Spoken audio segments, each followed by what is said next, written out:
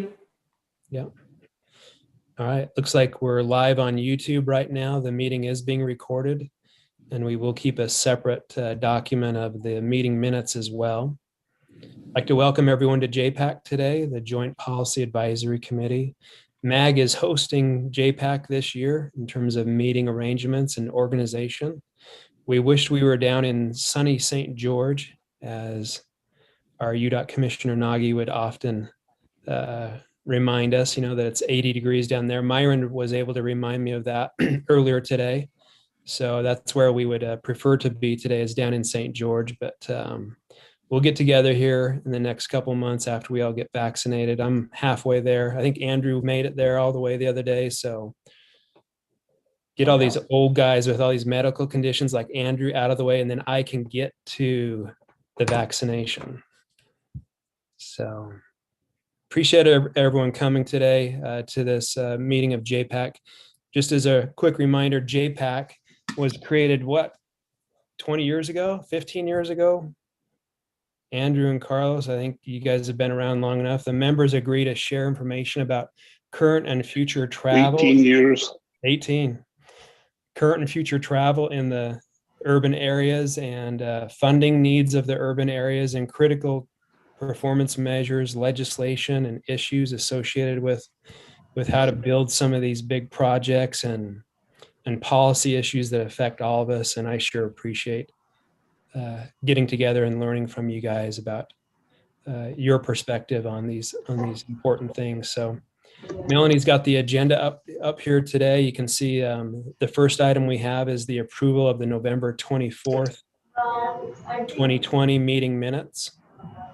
And if anyone has had a chance to read those minutes, we would entertain a motion to approve those.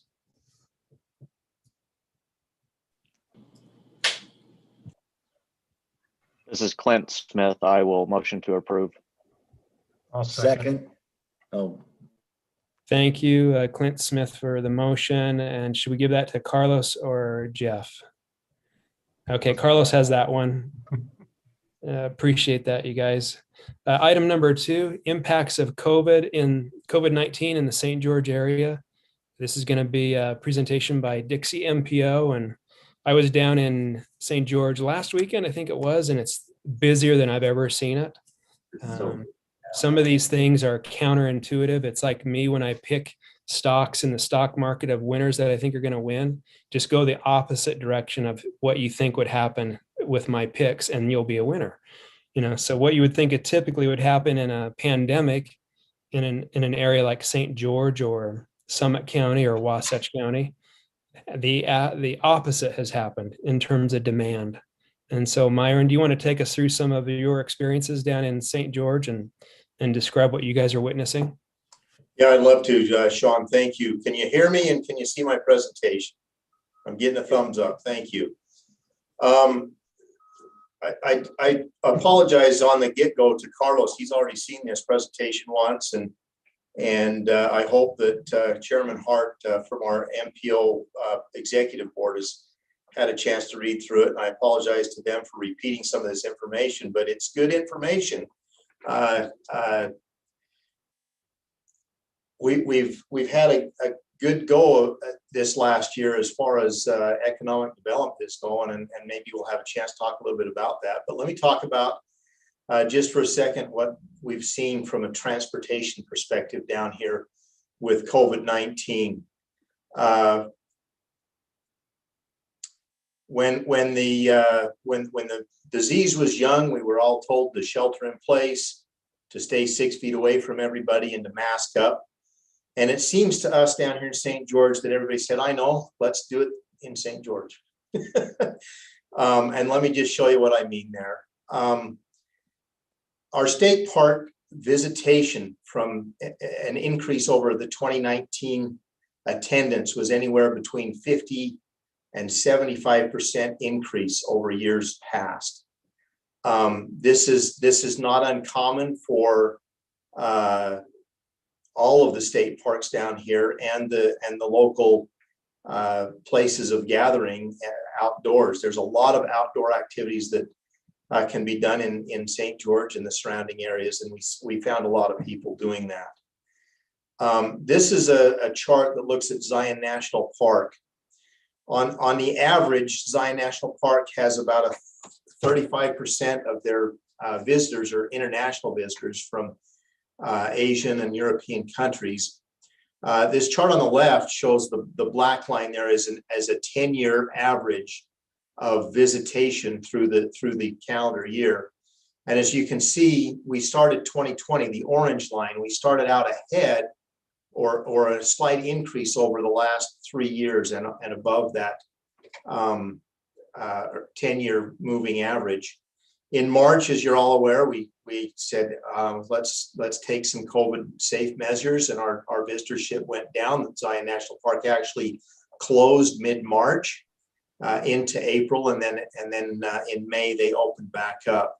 The thing that I would like to call your attention to is on the last third of the year, September, it's actually August through December, our visitation was up well above 25% above normal visitorship at the park. And this is for instance, over here on the right-hand side, a typical January visitation is about 98,000 people. In 2020, pre-COVID, we had 126,000 visitors. And this year, this January 2021, just a couple of months ago, we had nearly double the visitation that we normally see. And again, this doesn't include the potential visitorship that we are expecting to trickle back late this year and into next year from international countries. I'd mentioned that in 2018, there was an article in a national magazine not too long ago indicating that in 2018, 18% of our workforce in Washington County were home-based jobs. This is pre-pandemic, and post-pandemic, that 18% has nearly doubled, and we anticipate that over time that it will drop back down to about 25% of our county jobs or jobs within Washington County would be home-based or work from home type businesses. This has created a couple of things in the building industry. Our builders down here are reporting a rising interest in having home offices, and the apartment dwelling construction down here is at an all-time high. Let me just show you buildings permits for just a minute. Of course, we had a great big buildup to the Great Recession that happened in 2008 and 9. During that recession, our growth rate shrunk back down to about 2.5%, and it's come back roaring ever since about 2016. In 2020, there was a record number of building permits that were issued down here, and that's this shows the first 2 months of 2021, but it looks like we're on a pace ahead of 2020 right now with the number of building permits that are being issued. Also, on the value of those building permits, the value per unit has jumped up exponentially in 2020. And that's a factor of the demand that housing is down here. I'll just share a quick, a little colloquialism down here, or an anecdote, I guess is a better word. I have a neighbor whose landlord sold the unit that he was living in, and he had 2 months to find another place to live. The sixth time he went out and made an offer on a house, and he was outbid by someone from out of state who came in and bid $20,000 more than the ask price for the house. After that had happened 6 times, he decided, you know what, it's a lot easier to just find something else to do. So he and his wife returned to Logan, where they were both certified nursing assistant CNAs. They found work and a house in Logan and left the community. The person, which left 2 CNA vacancies in the area that had to be filled. Housing was an issue. The person who bought the house and is living there now works in Denver 1 day a week, and he works in St. George, or it's a home-based business the rest of the week. Again, our apartment dwelling unit construction is at an all-time high. We added over 650 apartment dwelling units in 2020. We have 950 apartment dwelling units on tap to come up in 2021. And you might think that would affect the vacancy rate, but the vacancy rate for apartments is essentially zero down here. Most rentals are re-rented within 24 hours after they become vacant. And to find a vacant apartment to rent is something. This is an apartment dwelling unit project that, if you look at a bigger picture, you can see that project in the background, the top center of this photograph here. But in the foreground of this photograph is another building development that's happening right now just off of exit 13 in Washington City. They're getting ready to divide this into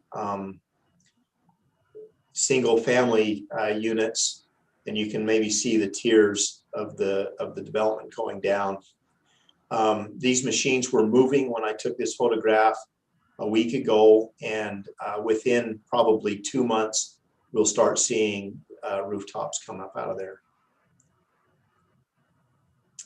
If you look at our sales tax revenue for the year, the year-over-year change in gross taxable sales, if you look at the third quarter of 2020, we're a full 20% above the average, compared to the state of Utah that is only 10% above the average taxable sales for the year. So people are coming here to not just to live, but also to shop. And a lot of that has to do with the outdoor recreation opportunities that are throughout the county. This chart is one that I borrowed from UDOT, showing the effects on traffic that happened in COVID. I'll just quickly go through this chart on the bottom. In March of 2020, everything was good. We were at 123% of average traffic. With the COVID shutdown and early scare, we dropped down to 63% of normal traffic. But within 2 months, maybe 3, we were back up above that 100% of normal mark. 2 weeks ago, we were at 138% of normal traffic, and that's dropped back down to 124% of average traffic. And this is from those counters along I-15 and the Southern Parkway. Let me just talk really quick about what that has done to our daily traffic. This chart is a snapshot of River Road between 1450 South and I can't see the top of my own slide. I think it's 24. But this shows what a typical travel pattern throughout the day is, where you have an AM peak and a PM peak. This particular section of River Road is in an industrial area where there are a lot of businesses, a lot of people coming into work in the morning and leaving in the afternoon. But more typical of the St. George area, we actually had to scour to find this typical traffic pattern with the AM and PM peaks. But more typical of the St. George area, this is the same road, a little different section, a little further to the north, between just south of 100 South.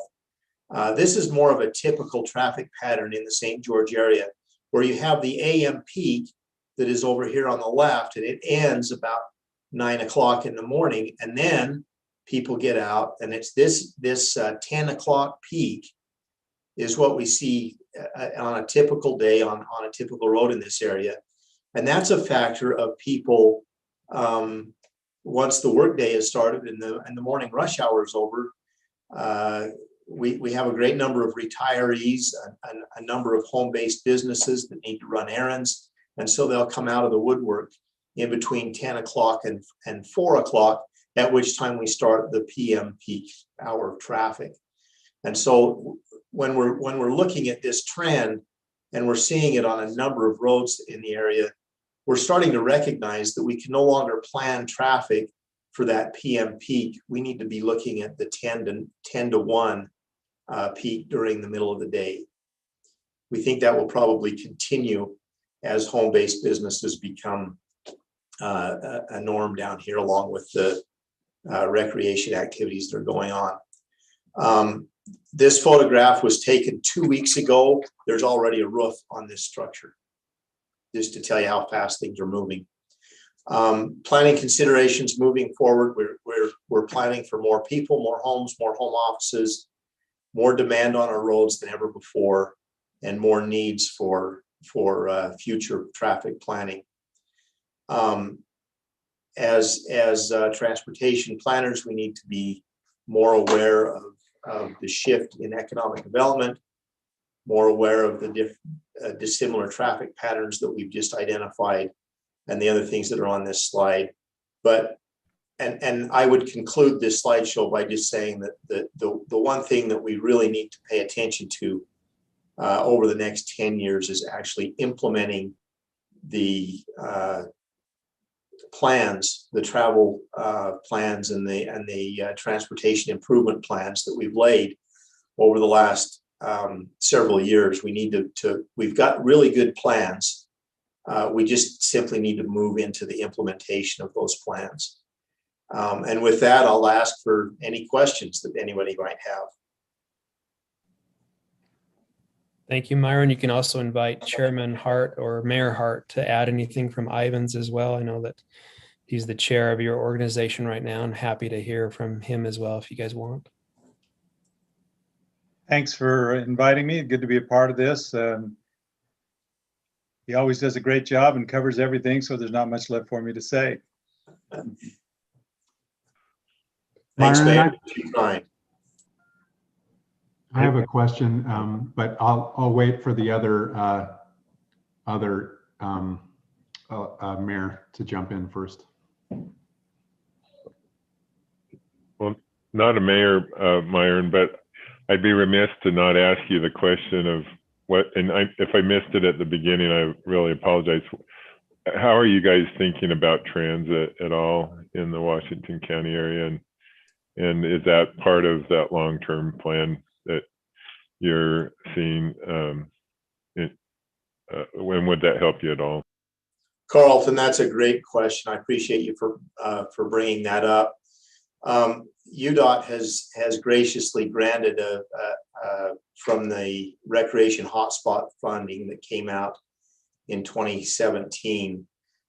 They've granted $15 million for us to build a transit line in between St. George and Zion National Park on their west entrance there at Springdale.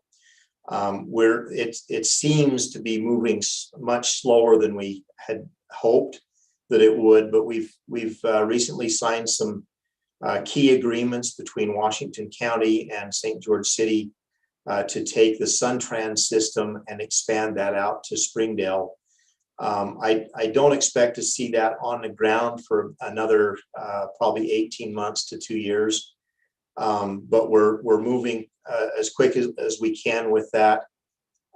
In addition to the UDOT grant, the County Commission has also passed the fourth quarter sales tax that you're all aware of, and that is helping to fund that transit over time. Once implemented, we feel like that transit line will be able to be sustained with that tax and the grant monies that we're receiving for 10 to 15 years into the future. We're also looking at the SunTrans system and trying to find opportunities to make that work better. Obviously, with the implementation of that fourth quarter sales tax, we have more revenue coming into transit than we've ever had in the past, and it will be good to be able to expand that. We're hoping to move to 30-minute headways instead of the current 40-minute headways. And the other thing that we're doing in transit, Mr. Christensen, is work toward changing the route a little bit. Instead of being a loop route, that we would go to a out and back type of a route, and trying to find opportunities for improvement in that way. Great. Thanks, Myron. Myron, that was a great presentation. Thank you very much. In our neck of the woods in the Wasatch Front, we've seen during the pandemic bicycling double or almost triple in usage, and I bet it might even be higher there. You have such a big cycling community, and unfortunately, there's been some kind of not the kind of press that you want about your cycling in recent weeks. But can you talk a little bit about where the communities and Dixie MPO are on cycling and planning ahead in that space? We're gearing up to do a better job at that too. In the past, we've put together an active transportation plan that kind of set out there, and it was just something that was there, and we dusted it off every once in a while. But over the last probably 3 or 4 years, we've been able to pull that plan out. And yes, we are seeing a uptick in active transportation of late. We've had some successes, Ted, in the recent past with the addition of an underpass, a pedestrian underpass under I-15. I love that underpass. Yeah, I'm hoping that all of you have been down here and seen that. It's just, what would it be, east of Dixie State University, and it connects on the east side of the freeway. There's a rental housing complex over there, along with some shopping opportunities, and it connects that directly into campus on the west side of the freeway. And that project was a joint project between St. George City, Dixie State University, the Dixie MPO, and of course the biggest partner that we had on that was UDOT, and we couldn't have done it without all of those entities pitching in. But that pedestrian underpass is functioning well. We're working on trying to get counts. One of the difficult thing with pedestrian trails and active transportation facilities, the challenge that we have is counting and measuring how many people are using that and what times of day. We've got a couple of programs in the background that we're trying to get to where we can do a better job of counting, and so we're making some progress on that as well. Thank you, Myron. That was a fantastic overview. Any other questions for Myron? Sean, this is Trustee Acerson. I do have a question, and following up to what Carlton asked about transportation or transit. Enacting that fourth quarter cent, what are your projections do you see coming into the coffers to help facilitate support of those systems that you mentioned? So before that tax was implemented, St. George City was using $500,000 a year to supplement the federal and state grants for SunTran. With the implementation of that sales tax, St. George City is now seeing $1.6 million for transit. So if you can imagine, we've had about $1 million shot in the arm. And for the transit system down here, like I mentioned before, we're hoping to shrink the headways, add a few routes. We are migrating with the addition of the Springdale line. We're going to dip our toe into the use of electric buses, and see if we can get an electric bus system going between here and Springdale. There are some FTA grants that we're looking at as well, to try to get some charging stations and some electric buses for the SunTran system. So there's a lot of exciting things coming, but with that boost in the sales tax revenue coming into transit, we see some opportunities for expansion in the near future. I might mention that Mayor Pike started an experiment. In February of 2020, they decided to go to a no fare system for February, March, and April, thinking that that would increase ridership, and then something else happened and we didn't get a good measurement. The reason I asked that question, and I should remember the name, the chair of the Transportation Commission, which Jim Evans serves on, made mention in one of the meetings that he'd like to see Front Runner all the way down to St. George. So I just didn't know if maybe there's some extra change that could be pushed towards that. I'm kidding, but anyway. Front Runner would be fun, but we'd have to sell tickets in Cedar City because we don't know how fast that thing would get going down the Black Ridge. It's a pretty steep grade. Well, Trustee Acerson, you know, if the Biden plan passes, there'll be enough money to build just about everything. I'm exaggerating and joking, but. Good transition, Andrew. If we are ready, we could move over to item number 3, unless there's other questions for Myron. Really fun stuff. We would have been down there this year. Trustee Holbrook, did you want to jump in and say anything on that one? Oh, thanks. I was debating on whether to ask that or not, but I was just curious if that investment in the transit in the fourth quarter is going to translate to maybe taking a look at like the station areas adjacent to that and look at that housing density and land use and other components. But that might be a topic for a different discussion. So, because I noticed Myron turned his camera off, but I'm just curious if that's part of some of the dialogue now. Beth, we're just starting into that kind of dialogue with our elected officials. It's a challenge down here to find political support for stuff, and we're working as diligently as can. Having that funding in place is a huge step forward, and I think we just need to work with that and keep looking for opportunities to improve.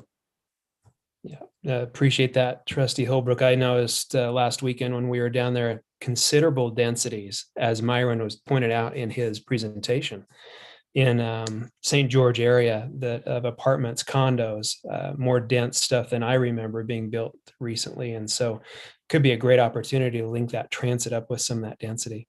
Great observation. Okay, let's move on to number 3. Federal infrastructure update. And I know, Andrew, you had a couple items here and invited others to participate with you as well. And yeah, good timing with the announcement yesterday. Indeed. So what are you, you got special connections, or are you paranormal, or what is this? Yeah, both, neither is really the answer. Sean, thanks a lot. And I'll say, Myron, nice presentation. I know several of us, myself included, are looking forward in a few weeks to being down in your neck of the woods for the Utah League of Cities and Towns conference in sunny St. George. So we'll look to see you there. Really looking forward to that. Before jumping into the federal stuff, I do just want to welcome and acknowledge we have a new member of our JPAC elected official group. That's Commissioner Blaine Fackrell from Morgan County. And we want to say thank you, Commissioner. Really appreciate you being with us here from Morgan County. Thank you. Yeah, great. We also have a couple other new members, Andrew, joining us, but we didn't go through introductions at the beginning of the meeting in sensitivity to our time restrictions that we have on Zoom. But love to welcome all the new members, and hopefully when we're in person, we can meet and greet and have a much funner experience maybe later this summer. Okay. Sounds good. Sounds good, Sean. I will though do one other introduction, and that is for a new staff person that we have at WFRC, Miranda Jones Cox, who is right there, at least on my screen right there, is our new government affairs manager. She joins us coming from GOMB, which is now GOPB. Several of you know her already, but we're excited to have her, and you'll all get to know her much better. In fact, coming shortly on the heels of this meeting, she's going to be sending out an email update to our list of several hundreds about an update on federal issues. And so some of the stuff that we'll talk about here will be covered in her email update that she sends out. But before getting to sort of the big topic of the day, which is the American Jobs Plan, let's just start with a refresher on the American Rescue Plan. Right, that's the $1.9 trillion COVID relief bill, which interestingly does not provide funding that is authorized directly for transportation infrastructure, right? I'm bringing this up in this group, JPAC, which focuses on transportation. The American Rescue Plan is eligible to be used for sewer, water, and broadband infrastructure, but not for transportation. Now, a key question that remains to be answered, and we're waiting for the Treasury Department guidance on the American Rescue Plan, is if money comes into the state government or to a local government from the American Rescue Plan, can that money be put to investments or costs that were already planned and covered by general funds, allowing the state or a city or a county to shift those general funds over and use them for other things like transportation infrastructure? That is an unanswered question at this point. But for those of us that are city officials or county officials here, as you're thinking about what you're going to do with the federal funds that are coming, that I think is a really interesting question. What happens with the potential shifting around of funds? Now, I will note that in the American Rescue Plan, there was $30+ billion additional funding for transit. And hopefully the folks from UTA will talk a little bit about that as we get through this. So that's the American Rescue Plan. The other, then the big news that broke yesterday is the Biden administration releasing the contours of their American Jobs Plan infrastructure proposal. And I say infrastructure, even though it is not just limited to infrastructure. Actually, there's everything in the kitchen sink in this proposal. It's a $2.3 trillion plan. About half of that is for what you'd consider to be traditional infrastructure. And in the transportation space, there's, depending on how you count it, either 571 million or 620 billion, 571 billion or 621 billion for infrastructure, transportation, which is more than a normal annual year of federal infrastructure spending. And what's proposed there is money on top of the funding that already flows, that is authorized and appropriated for transportation. So a significant, enormous really, boost of infrastructure spending.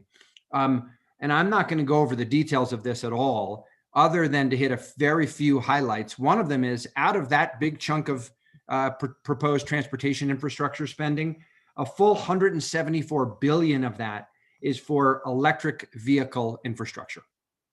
115 billion would be for roads and bridges, mainly for modernizing existing infrastructure, a fix it first philosophy. And then $85 billion for transit, a full doubling of the amount of federal dollars that go annually to transit. And then the list just goes on and on with what's in this proposed bill for water, for broadband, for affordable housing, for research and development, et cetera, et cetera. You've all read at least some about that proposal. What does this mean to Utah? Well, who knows, and maybe nothing, because I think that there's a very uncertain fate for this proposal. The initial reaction has been support by Democrats, opposition by Republicans. And I think a lot of that has to do with the proposed method of paying for it, which is a proposed increase in the corporate tax rate from 21 to 28%, and increases in multinational corporate tax rates. Of course, this comes on the heels of the $1.9 trillion American Rescue Plan. So there's a lot of debate economically also about the value, the importance of having this much federal spending as a long-term economic stimulus. So that comes out, and I'll just round this out, and then I want to open it up to the group here. That proposal comes out. We'll see where that goes. At the same time that there is this sort of normal discussion about what in most years would be a big issue, which is just the basic reauthorization of the Federal Transportation Program, right? We have the expiring FAST Act. That was the 5-year extended to 6-year regular authorization for funding and policy for the Federal Transportation Program. It expires September 30th of 2021. This is what allows the federal money to come into Utah, which is really important for UDOT maintaining its roads, for transit expansion and some maintenance, and for local transportation projects through the programs that, for example, the MPOs allocate for Surface Transportation Program and others. So a critical baseline of funding for transportation that comes from the federal government. The discussions about reauthorization are happening now. The House and Senate are both working on their drafts of legislation for that reauthorization. We expect that the proposal from the Biden administration for American Rescue Plan will be separate and distinct from reauthorization. There's a variety of reasons for that, but that's the expectation, is that they'll go separately, and we'll see how they go. Last point I'd make is earmarks, or community-based projects, to use the term of the day, have returned to Congress. Is that a good thing? Is it a bad thing? A little bit of both. I think probably a little bit of both. But there is our members of Congress now are accepting requests from communities for earmarks in appropriations and in reauthorization. We've shared some information about that. I know that you're all aware of that, at least to some extent. Whew. Okay, so I will say to you all, we normally don't have this much federal stuff going on. There's a lot happening right now, a lot of resources, a lot of proposed resources. And I guess my framing question for the group here is, what do you think we should be thinking about this? What is the import of this to us? And as a collection here of JPAC that works on transportation issues, what do you think we should be doing on these issues? Passive bystander, expressing priorities, how to think about this. So there's a lot of people that are knowledgeable here about these issues, but anybody, let me just open it up and let's talk about this stuff, please.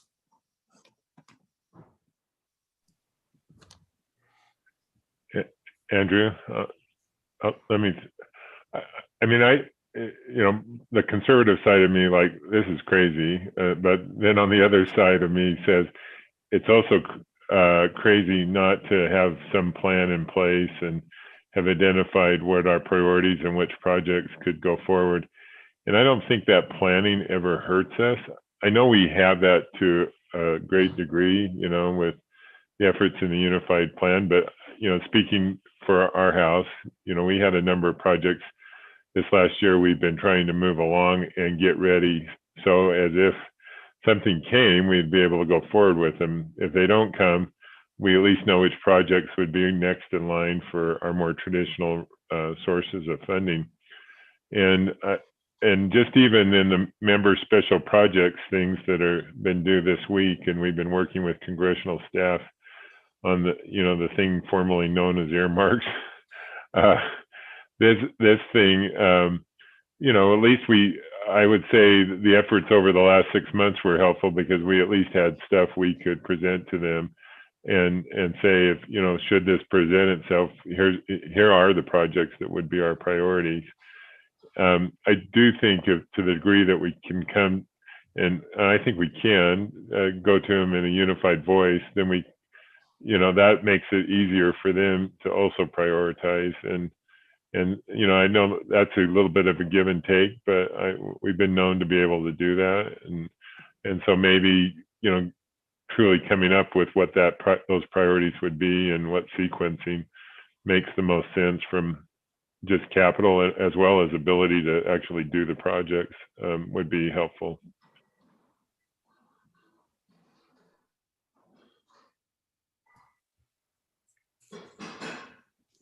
I know that Trustee Acerson had a conversation with Senator Lee regarding earmarks earlier this week. I don't know if you're want to share that or not, Trustee. And, there's some support from some members of Congress, and then other members have that conservative approach that Carlton expressed, that maybe they don't want to see some of that stuff happen. So Sean, I can speak to that real quickly, and I'm not revealing any new information. He doesn't support them, bottom line. So that's the long and short of the conversation. And MAG's experience with federal funds is that we start to lose efficiency. So if we were to try to pick some projects to receive federal funds, I would want to pick large dollar projects that are already federalized, meaning projects that already have federal funds assigned to them, or that are, 50 million, 100 million, 200 million, bigger projects.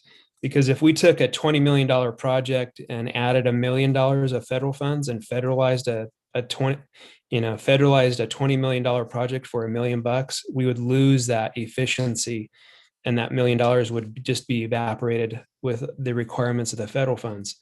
So I think there's some strategic ways to look at what projects to go after as well. And I know that we've had those conversations with UTA as an organization about Front Runner Forward, and think that's a fantastic project to target. And those kind of projects may be worthwhile going after. Sean, I'd also note that the earmarks becomes I think unhelpfully the tail that wags the dog. The amount of money that's available for an earmark, the effort that's required to get an earmark is really very pales in comparison to the overall, as you say, project needs and demands for investment. I guess I'm going to, in a moment, Carlos and Linda are on the meeting here and lurking with their microphones and their cameras off. But in a moment, I'm going to put Carlos and Linda on the spot, if they're willing, and ask them to comment their perspective on all this federal stuff. But I think I just want to echo Carlton's point. He raised a good one, a really important one, about being sort of ready. If there are additional federal funds that come, are we ready?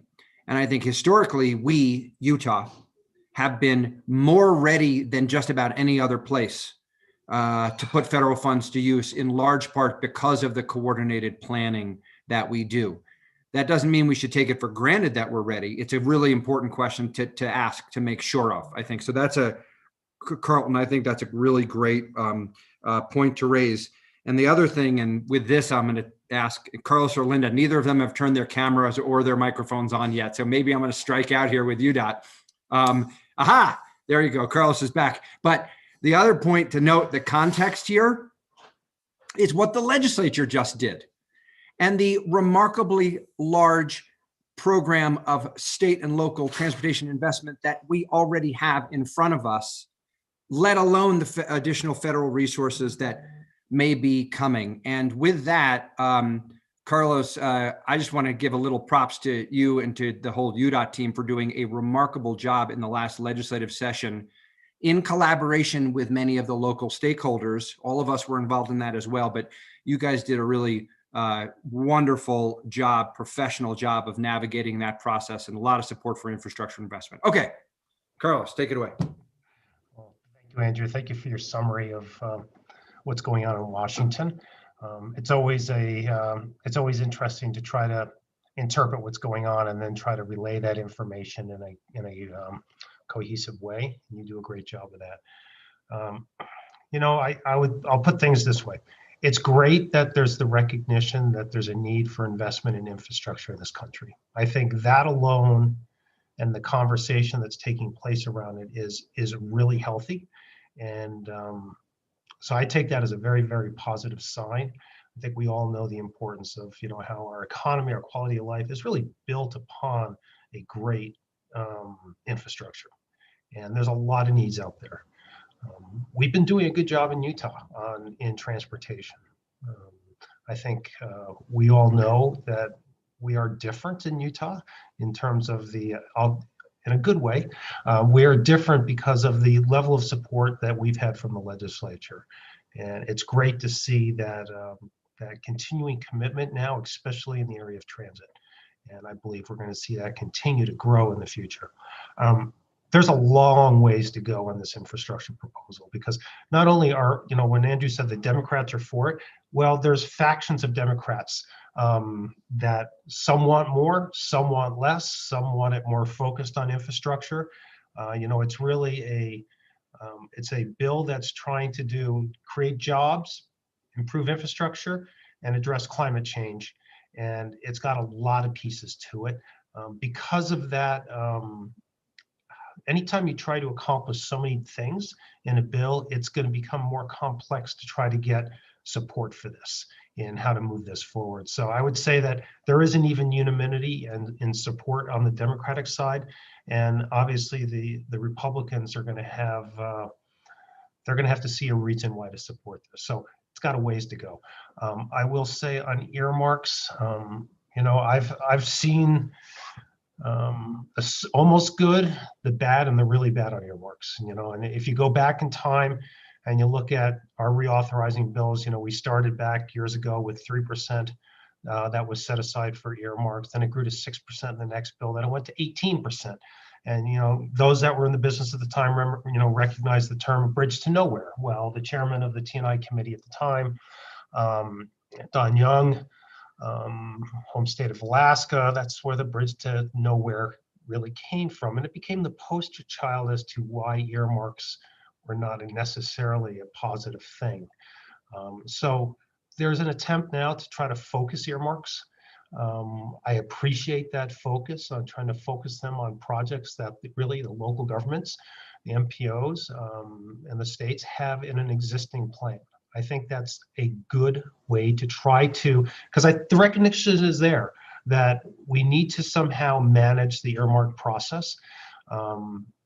A lot of folks think it's the grease that's needed to be able to get people to support, making some hard decisions, because everyone wants to do infrastructure and nobody really agrees to how to pay for this thing. And so I worry a little bit about, how big these earmarks might grow. They're talking now, it's a percentage of the amount of money set aside for the discretionary programs. I tend to think that, there's going to be a lot of pressure to pull money from the formula funds to grow that discretionary pot to be able to get more earmarks out there. And I really worry about that, because those formula funds are what the MPOs and the department uses to be able to maintain and operate our transportation system. They are critical. And so that whole earmark process, we have to really recognize I think we're walking a thin line as transportation folks in how this is managed. So Andrew, I guess that's my 2 cents, if it's worth anything at all. Well, it's worth a lot more than 2 cents, Carlos, and thanks for the perspective. Can you just comment on, and maybe this is for UDOT and UTA, if you would, on your, if there were to be a lot more federal money for projects, if there were, are we ready?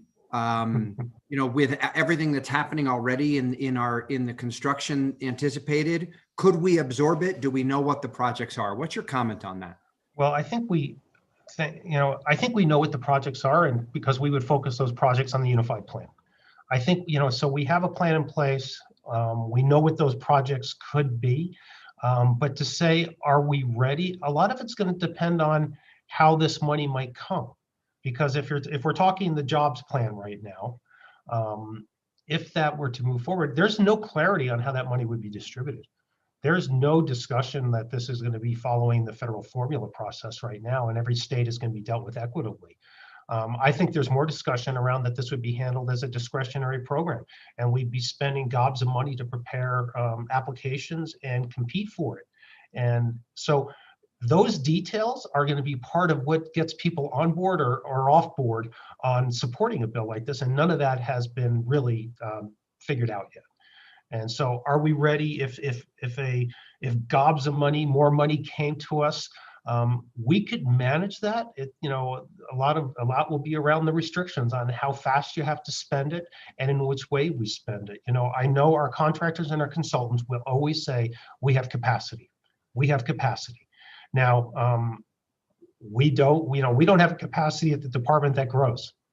We are several hundred people less than we were in the 1990s, and we're managing a much bigger program. We're much smaller than we were then.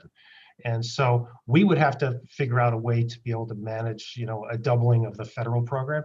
But I could tell you, we've never not been able to do it. So I would say, yes, we can manage it. Andrew, I would say we're in a much better position to do it this year than we would have a year ago. And I think in the next few months, when we nail down some additional contractors, as Carlos pointed out, you never have a consultant that isn't ready to have more work. And we'll have some key consultants and project management teams on board over the next few months. And so I think, and some environmental work that's currently in the process. So I think we could get there pretty quickly, but we are in a much better position than we would have been a year ago. Well, that's great, guys. And Sean, the only other thing I want to add here, and of course would love to hear from others or not, depending on the time here, but is you all through JPAC will remember that we have worked together, right? It's the Utah way. We've developed our Utah Unified Transportation Plan. And we also have worked together to develop a shared set of federal transportation reauthorization principles. Miranda dropped them into the chat. There's 5 principles that we identified: long-term and timely reauthorization. We already missed timely. They kicked it 1 year. What we don't want is for the uncertainty year after year, waiting, wondering whether the federal funds are going to come. 2, sustainable funding mechanisms. 3, utilize the existing formula-based programs with enhanced flexibility and multimodal funding. 4, streamlining of processes. And then 5, supporting and ensuring state, regional, and local transportation agencies have the ability to harness innovation, data, and technology. We've touched on some of these points already in our conversation here, but just as a reminder, we put those together so that we could, as a team, speak with one voice at a high level. We've shared those with our members of our congressional delegation. We've shared them with the presidential transition and now with Secretary Buttigieg's office. This is not meant to say this is the entirety of everything that we all think about authorization. UDOT has specific issues. UTA has specific issues. The MPOs have specific issues. But at a high level, these are shared principles. And I would just suggest to all of us, as all of this federal conversation happens, at the top line, we keep coming back to our shared principles and ideally speak as much as we can with one voice as to what's important to us. So, Sean, other thoughts about the federal? I'll stop talking now. Other thoughts? Federal. Just, the approach that MAG is taking is getting projects ready to go or shovel ready in case we have tranches of money that could be applied to these projects that could receive federal funds. So we're working closely right now with UDOT and UTA on 3 very important transit capital projects, as well as a highway expansion on Mountain View. We put some environmental money on that. So our main goal is to push those planning and environmental studies forward as fast as possible so that if something does come through, that we can be in a position to offer those projects up, just like Carlton was describing, and have something on the shelf ready to go. Open it up for other people to comment. If not, we can go to the next item on the agenda. And it's listed as Ted Knowlton, but I believe Julie's going to talk to this item, Julie Bjornstead. And, we're all sitting around wondering how to plan for some of the disruption that's taken place over the past couple 12 months, working out of the home more. What's happened with transit ridership? What's going to happen with our total travel demand as we go forward? So, Julie, I know that you've thought a little bit about this and have some thoughts on how to talk to that as a group. So I'll turn the time over to you, Julie and Ted. All right. Yeah. So I'm going to give a little bit of an update about the Unified Plan and how we're integrating disruptive trends into our long-range planning. The way we move and travel, both individually and as a society as a whole, is ever evolving. And this evolution continues today, perhaps to even a greater extent than ever before. Today, we are and will experience major disruptions to how we travel, how our goods and services are delivered to us. And these changes will not only affect our mobility, our mode choices, our travel demand, but will have significant impacts on our built environments, to our local land uses, and also to our funding paradigms. So for instance, our curbsides will change with more electric vehicle charging stations, increased demand for bike parking, and greater use of on-demand travel and shared mobility services like Uber, green bikes, scooters. The increased use of online shopping and grocery delivery services are going to affect our warehousing and distribution needs.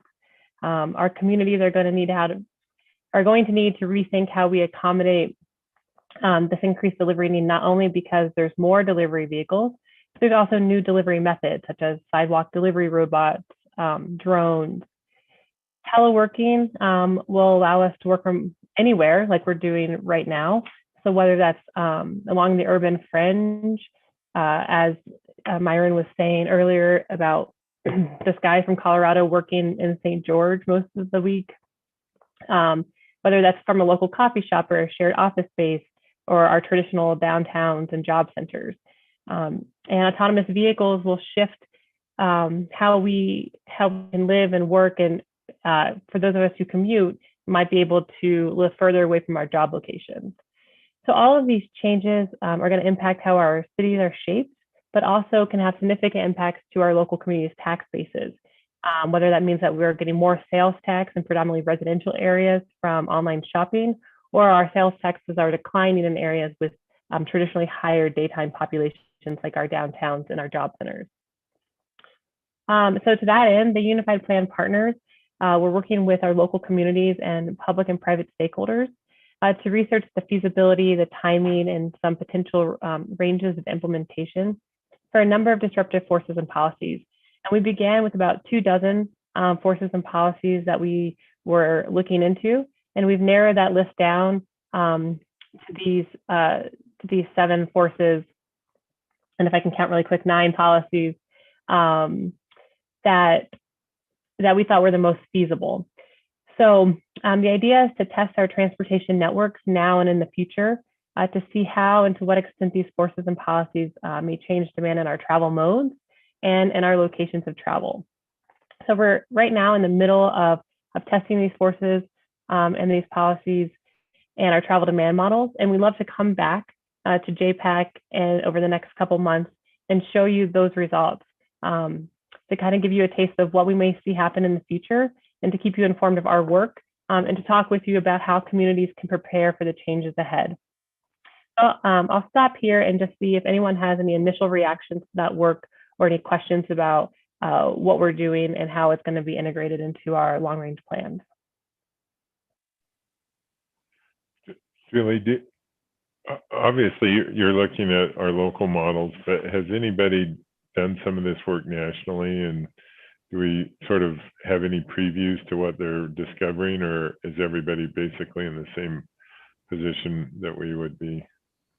Yeah, a lot of the other MPOs that are doing similar work have just kind of started those plans and those scenario testing. So we're sort of in the same boat as kind of the people who are getting out in front. There are some research that we found on the impacts of, let's say, increased e-commerce. We've seen initial reactions to how road usage charges affect travel demand. Mostly that's from Europe. Similarly with the congestion pricing. So some of these policies, for instance, have been implemented. Some nationally and some internationally. So we've seen kind of the impacts of that. But for instance, congestion pricing in the US, the first program of that was supposed to get started this year in New York City, where there's like a cordon pricing like how they have in London or Stockholm. And that's been pushed back. And now they're thinking it won't even get started until next year. So some of these are sort of on the forefront, and we're not really sure what the overall impacts are. But yeah, where we can use real life experiences, we're trying to kind of use that to play into our planning efforts. Great, thank you.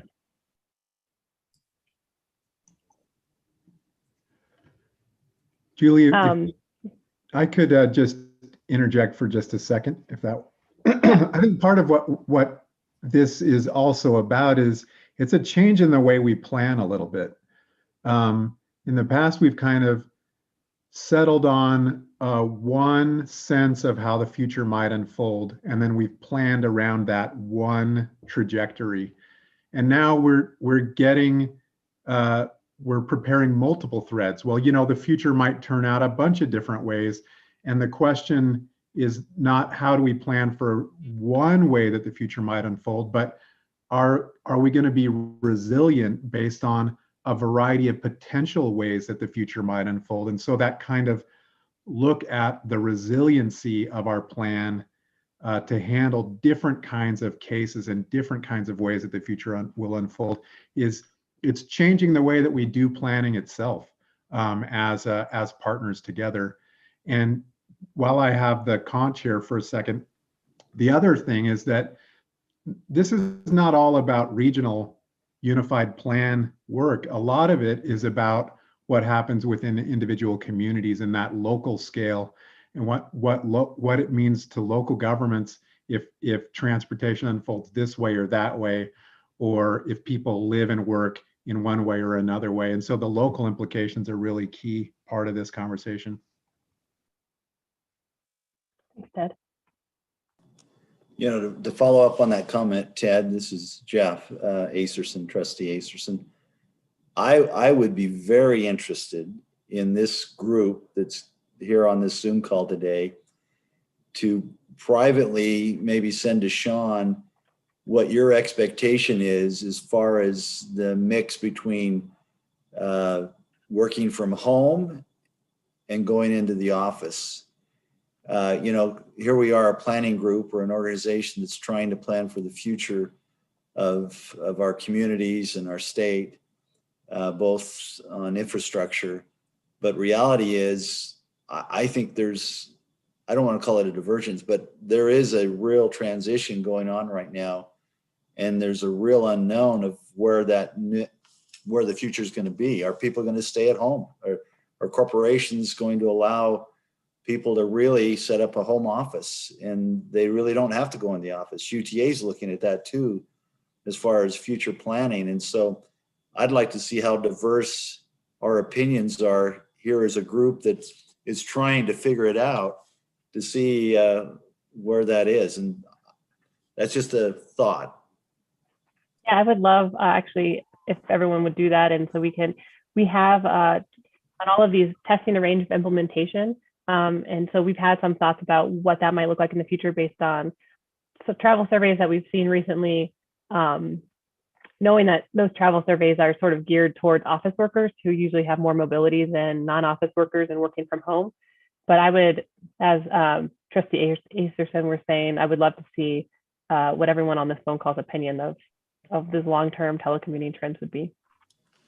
My city manager today said, hey, I'm getting a lot done working from home, and quite honestly, I'd like to stay there. So there you have it. I mean, that's a real change. We just completed a space study, just looking down the road. And I also know that we just toured the state's new facility there on 27th West and looking at what some of their state agencies are doing. It could be as high as 50% in the office on a given day, which could have a pretty profound impact on the long-term commute, as far as a combination of folks in the office versus not. Yep, that's exactly what we want to try to get our hands on, trustees, is how do some of these trends affect what we're planning to build? We've got $87 billion plan for Utah in transportation through the year 2050.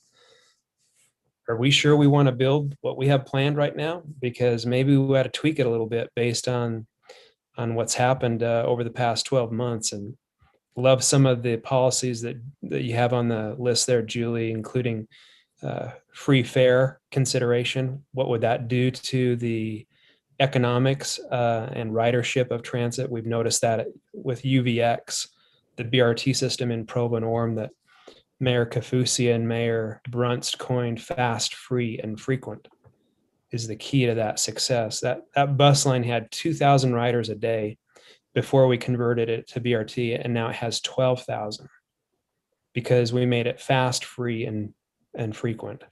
So some of those policy levers are fascinating to play with, and appreciate you bringing that to us, Julie. Do you have a couple more slides, or are you working with? Well, I have one more slide, and then just a quick thought. We could send around, if you're up for this, Sean, like a little survey to this group about some of these forces and policies and the feasibility and sort of the implementation, if that's okay to do. Yep, that Okay. sounds good. All right, so I'll work on that. And then, yeah, I just have one more slide. Julie, And that's, Julie, before you move Yep. on, I think that Carlos was actually just about to jump in here and comment. And so let's give him the opportunity to do so if he wants to. okay, I'm sorry, Carlos, your camera's still off. No, that's okay. I had shut down. I didn't know if it was appropriate. So, I think we have to be careful a little bit here. We can't really look at the last year and say we have a trend. We have a spot in time, a very unusual spot in time. And I think we have to be, and everyone wants an answer on what this means. I think we have to be cautious about jumping to what we think it means. I mean, the last 7 days, we are back to 100% of where we were on traffic before the pandemic. We are still seeing slightly smaller AM commutes, but our PM commutes are coming back to almost where they were. So there will be more people teleworking, absolutely. But those people that are teleworking are still making trips. They're just making them at a little bit different times, and they're obviously making different trips. Those work trips are not as pronounced. So again, point in time information. And if we're going to base a 20, 30-year plan, we need to be careful on it. So I like the approach that, Julie, you're taking here. This is really about studying, if this happens, then what's the likely outcome? And so I don't think there's a single answer at this point. I think there's many possible answers. So thank you for taking this approach. Yeah, and Carlos, the research we've seen actually indicates exactly what you're saying, that people who work from home typically run more errands during the day. So maybe their AM peak is lower, but they are actually taking the same, if not more, trips during the day. And what we've seen from some initial modeling of our telecommuting by itself is, office trips, commute trips are only about a third of the trips during the day. Exactly. And so even if you reduce that by half, only part of those trips are happening in the PM peak hour, you're not really reducing the PM peak trips by as much as you would think, because it's, maybe it's 20 to 30% of 20 to 30% Right. Of the trips. Yeah, and that it's always been in the 25 to 30% range. So that peak period commute trip has never been. Everyone thinks it's the predominant trip, but it's not. And what's interesting is our weekend travel is higher than our weekday travel in terms of comparisons to pre-COVID. And so I think it is a signal that people are mobile. They may not be making the same types of trips. Yeah, so I just have. Sorry, Julie, I would back up Carlos on what he's saying there. We're seeing that in St. George on a regular basis. Our peak hour of travel is in the middle of the day, and that's a function of what Carlos was speaking about, and that is, it's also showing, Julie, what you're talking about too is we're seeing a lot of trips in the middle of the day by people who are not necessarily, they're not necessarily work trips, but they are trips, especially on the weekends here in sunny St. George, when we see baseball tournaments and soccer tournaments and everything else. We'll see tremendous amounts of congestion on Saturdays, as opposed to the other days of the week. And I think going forward, as we plan for that and look for that, I think the most important thing that we can do is recognize that our long-range plans, based on some solid travel demand models, are what we need to do in the future. And I think that we should march toward that eventuality until such time as we can identify a solid, more than just a 1-year type trend. You know, I'll build on this also with regard specifically to transit. If we were to take the evidence of the past year, you could say, well, transit ridership is down for understandable reasons. And if you project forward, you would say, well, there isn't going to be as much transit utilization in the future. But we also know that with the really rapid population growth that we have coming, that if people return to driving even more than they were before, that our fate is not a good one on the Wasatch Front in terms of traffic congestion and air pollution and everything. So it's part of what we know needs to happen. That's part of our role as planners, is what needs to happen to be able to absorb the growth and provide good quality of life. And it's not mandating anybody do anything, but it's providing those choices. So I would just agree that the plans that we have in place, the timing of when things might be needed may be impacted, and we should always be open to making adjustments, of course, and refinements, of course. But I think that the plans really do accurately reflect overall what needs to be done, and continue to take a balanced approach as we go forward in the future.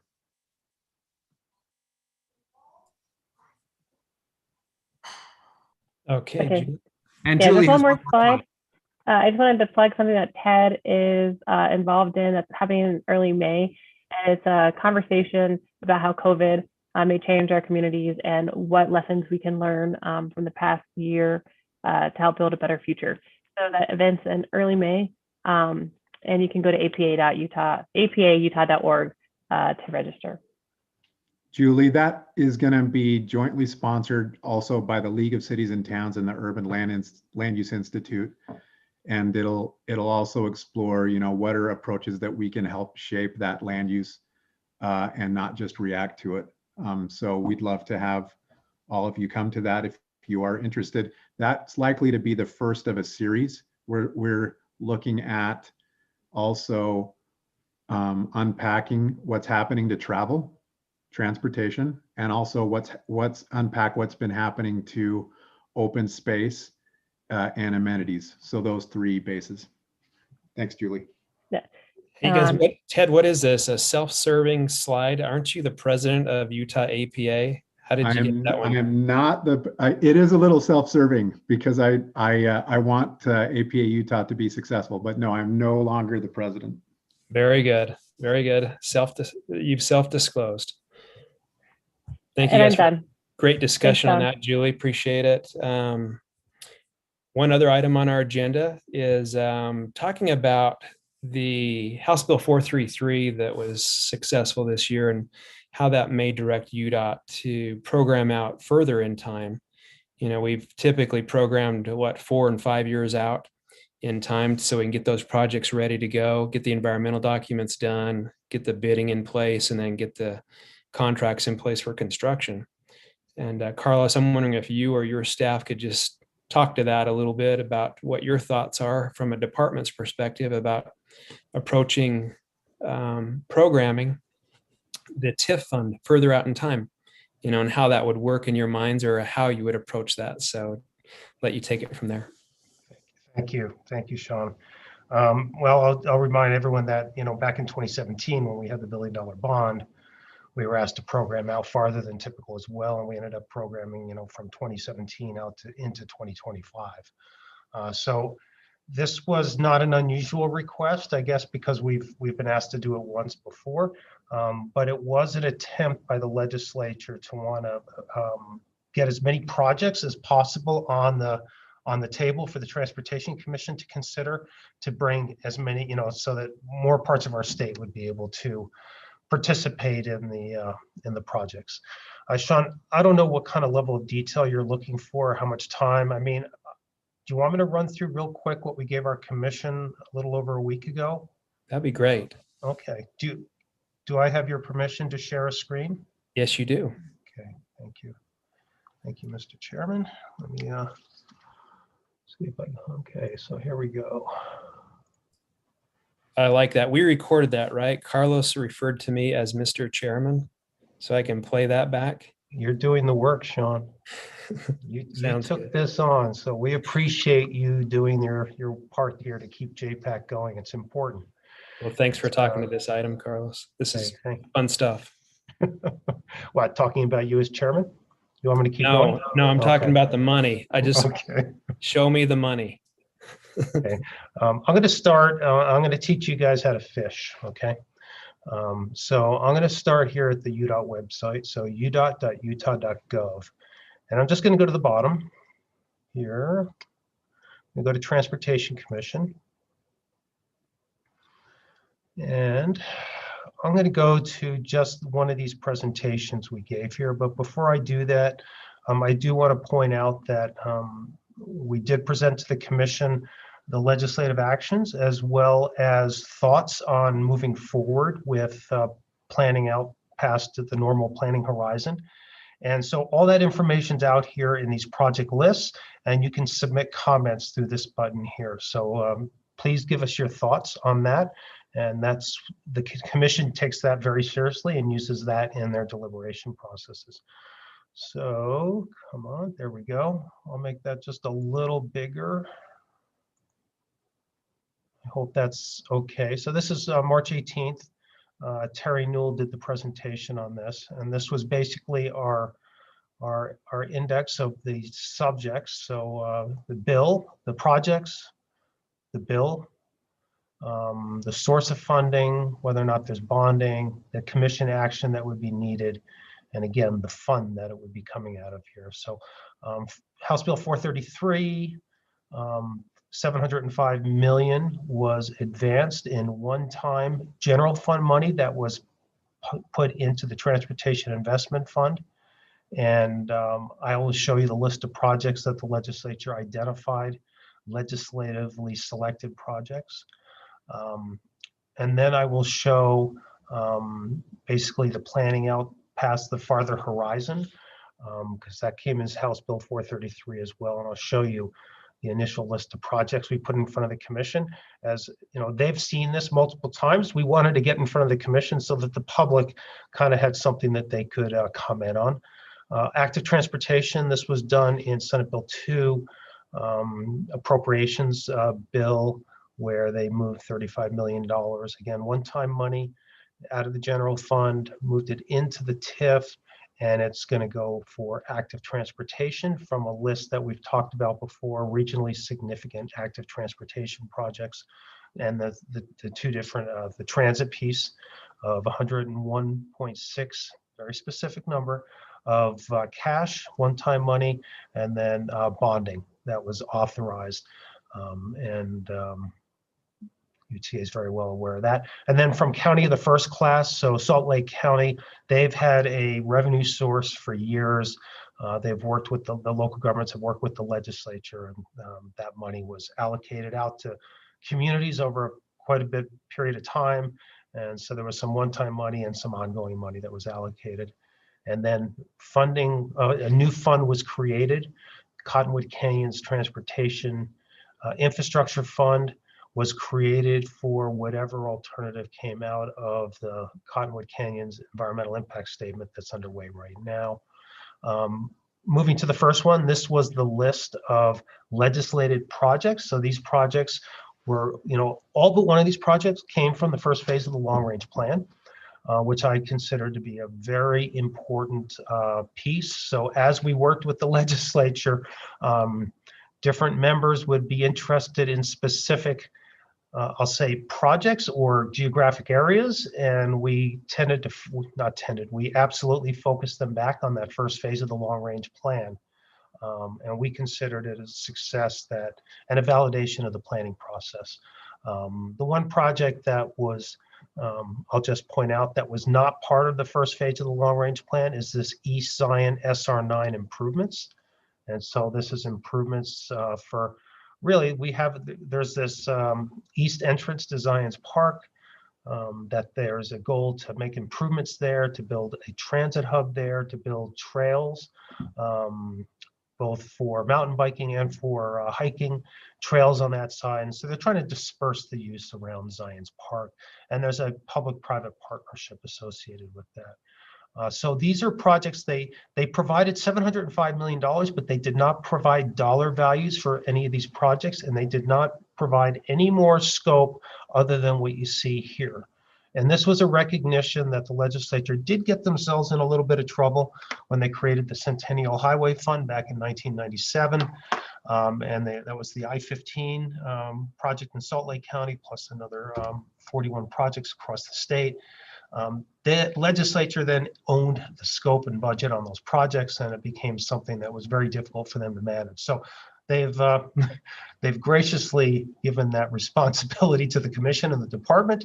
We are working really hard right now, trying to figure out scope and budgets for each one of these projects. And our goal is for the commission meeting in April to put that in front of the commission, so that again, now more information will be out for the public, and that would then move hopefully in May, where the commission could be making decisions if they're comfortable with on that scope and on those budgets for each one of these projects. So we have $705 million to distribute between these projects.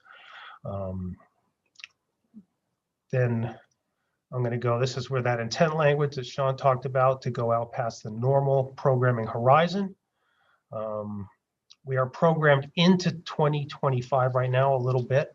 And what we're anticipating to get to the list of projects that I'm going to show you here next, that we would have to go completely through 29 and just a little bit into FY30 is what we're anticipating. But again, we're going to scope those projects, and this is all using the prioritization process that we've talked about here before. I mean, this is big. If you look at it, what we're anticipating for revenues through FY29, that's $4 billion of work. So you add that $4 billion to the $705 million, and we're just about $5 billion in work here that we're looking to program through the Transportation Commission. I'm not going to go through this. This is the capacity prioritization process. This is a eye chart on the projects that this is the first phase of the long range plan on the left side, and in ranked order based on the prioritization process. And the commission, we've provided them with those top projects on the left, basically. And then we also did what we called a non-MPO filter, because those capacity projects in rural Utah don't really have the same, you can't compare them to the numbers we have in the MPO. So we looked at the top 4 projects within the non-MPO area as well. That is, we're going to have to, do some work on that. This means something to the Transportation Commission. They've been through this multiple times. I'm not going to try to explain that. This is the list of projects that we put in front of the commission in January, and then again in the March commission meeting. And so you could see this. It's basically, going right down the prioritization list with a couple of exceptions. There was several projects that we don't feel we're ready for. There's a project up in Cache Valley that has still has more work to do, looking at a one-way couplet situation on Logan Main Street. There's more work that has to be done on that project. And the other one was several ramp metering projects in the Utah County, in Salt Lake and Utah County's area. Those from an operational perspective, we're not ready. But so basically these are the top projects as by the prioritization process. And again, what we're doing is we're working on the timing for each of these. What's the environmental process? What's the procurement process? And then looking at the bite-sized pieces at which to release these to the contractor community, so that we can get as much competition as well, and as also looking at harmonization of different projects going on in the same area, so that we're not just killing one certain area of the state with 5 projects going on at the same time. So those are the projects that are out there. Active transportation, $35 million. This was a Absolute. We're very, very excited to have the support of the legislature to do this. So it's for paved pedestrian or paved non-motorized transportation projects. We do have an active AT program now, but that has a 40% match, and we were able to negotiate a 20% match on this one for the locals. So those projects, that list of regionally significant projects are out there, and we ask communities to take a look at those. We will be ranking those projects for the Transportation Commission as well. They did identify one project that was on the regionally significant list that probably been one of the first ones picked, but Salt Lake County is ready to go on this project. So it was actually called out, and that's this Parley's Trail Gap. That's a really great project. It's going to connect the Parley's Trail to the Jordan River Parkway Trail. And it happens right down by UTA's rail yard down there. So this is the list of the regionally significant. Again, I'm not going to regionally significant active transportation projects that we all worked on together. And so really, I looked at this as these are the projects that will help us hook together and really create that interstate of trail systems for the state of Utah. And I think this will be this will be a great legacy for the department, for the state. Oh, here's that project going through Beth and Carlton and Jeff's backyard here. It's not going to go across the rail yard, I promise. That was a crayon drawing. Here's a little bit better depiction. Yeah, I think all the buttresses are in place. They did it when they did the tracks construction. They just have not ever done the trail part. Good, good. We're in good shape. When I looked at that crayon drawing, I said, "Don't show that in public. UTA's gonna." No, it's all but there. Okay. And so, you know, we have a couple things going on. This is the timeline for the different active transportation projects. And so we think we're gonna move this 35 million with the 20% match in front of the normal TIF active program, because that requires a 40% match. So we're gonna lag that other program behind, and we're looking at trying to make this decision in the probably August, September timeframe. For picking those projects, because it's going to take time for local governments to be able to really get the support to be able to identify that 20% match. So any of you communities out there that have projects you're interested in, go for it. Transit, 101.6, so $100 million of one-time money is for the double tracking of Front Runner, strategic double tracking, and the 1.6 is the extra money that we need. We're working with UTA right now on a rail station at Vineyard, and again, this is the problem you run in when you earmark a project. We did not have any fund types that would legally qualify for us to put more money to that. The project needed more money. And so once the legislature started down the earmark path, they kind of created a path that was the only way we could get that additional money. And so they were good enough to support this. And so this will help us with UTA get that rail station open and completed here, so that it really helps connect UVU and the fast growing town of Vineyard. So that's why it's a 1.6 in there, and it looks kind of funny. I don't know if I'm going to, I don't know if Carlton wants to talk a little, or Beth or Jeff a little bit about the any of the bonding or the, Well, I would just add in there that UTA committed as part of the bonding to thank you. contribute $5 million a year for 15 years, I think, is the time frame. But this is huge for us, and it really allows us to move forward. We'll obviously look to some federal sources as well, and are actively doing that. But this is a huge commitment on the part of the state, and it certainly has been a great partner in this effort. So. And Carlton, I would say that this, and we've talked about that, I think this is a perfect project for us as a community to be championing for any earmarked funds. Yeah. Obviously there's grants that we're going to go for, but this, this is one that I would fully support here for us, because 300 million is a start. Yeah, there are. we do need federal dollars to really make this project come to its Yeah. full fruition. Yeah, and a couple other transit projects on extension of the S line, the street line in Salt Lake City. So UTA, UDOT and Salt Lake City are going to work together on that. Additional funding for the BRT system.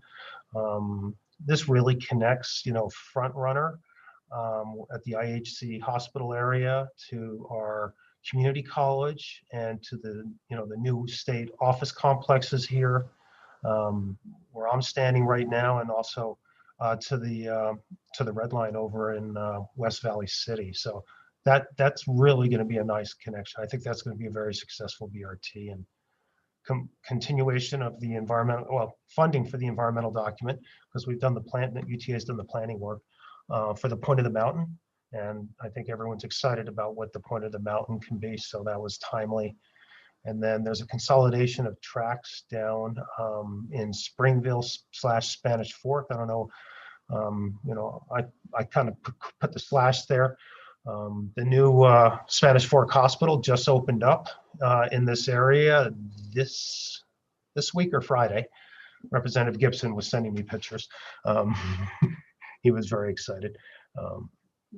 And now this will help us deal with a road that's accessing that hospital area, eliminate a grade crossing, and be able to basically consolidate those tracks. So where we're going to be bridging over the existing line, we'll be able to not have an at-grade crossing. And so we'll work with UTA on doing that.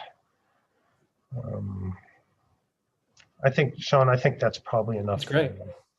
Yeah, thank you, Carlos. A great overview. And if I remember the slide that you showed that had you don't have to go back to it, but just the slide in the presentation that had the state TIF projects, that you have been prioritized. That's really where a majority of that $4 billion is going to go.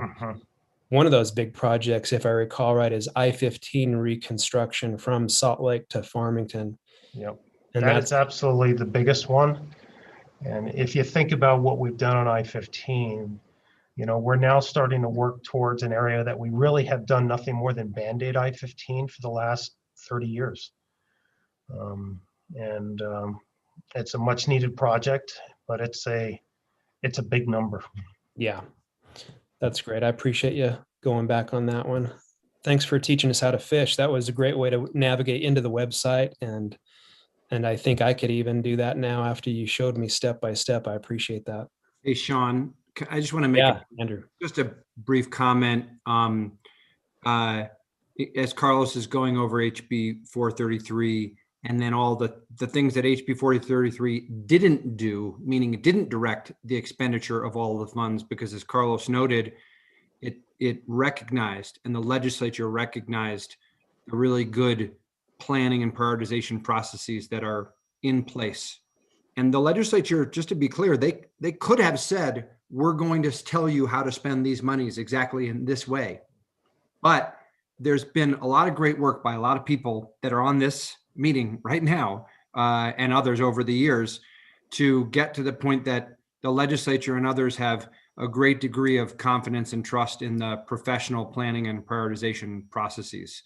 And that's something that's worth noting, and to the benefit, I think, of the residents of the state of Utah and for the future. And so nice work, team. And I want to just give a particular shout out to the UDOT folks who have done an amazing job in collaborating on this all along through the legislative session. And then the session ended, and now people like Ben Hewitt and Andrea Olson, now they go to work. I mean, they've been working all along, right? But I mean, Carlos and Terry and Linda during the session did amazing work, collaborating with us and with UTA and all of the partners. And then UDOT, they sure have their hands full now. So Carlos and team, really nice job. John, thanks. I was just wondering if I could say something really fast as well. Certainly. Thanks so much for this. And Carlos, thank you for that. The fishing was a great analogy. And I really wanted to thank basically everyone that's on this call. And we know a lot of other people that might not get that credit, but really working with the legislators and helping them to understand the nuances and the and what's expected and how we can best manage these things really made this come alive, in the sense that we're all talking and collaborating and working towards these solutions that we all anticipate with growth. And having these discussions with the legislature has been really critical. And it culminated in this year's session, but I would argue that there was a lot of stuff that happened last year and the year before and the year before that. All of these things culminating in really having these dialogues with legislators so that they could understand what we were facing. And I just wanted to say that I think that really, congratulations to everyone and all of the, sorry, dog. Best dog is cheering. Best dog agrees. That's right. My dog is like, oh, approve. So anyway, just wanted to thank everyone for their efforts. Great observation, Trustee. This was years in the making, and that we were prepared at that point in time to let this stuff come to us. And I hope that that's what we can do with any federal investment as well, is be prepared so that if that money is made available, that we have a plan of how to use it. And that's what this group did with this last session. So I appreciate your comments on that.